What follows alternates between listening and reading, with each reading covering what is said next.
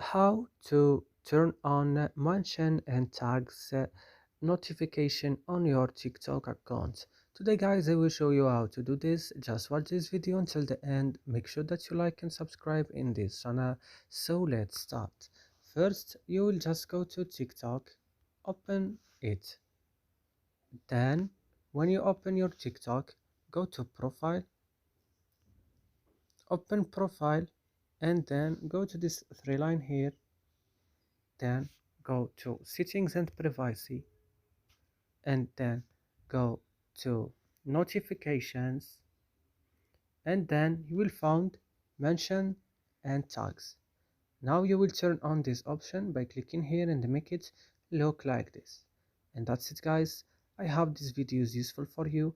Do not forget to like and subscribe in our channel, and see you next video.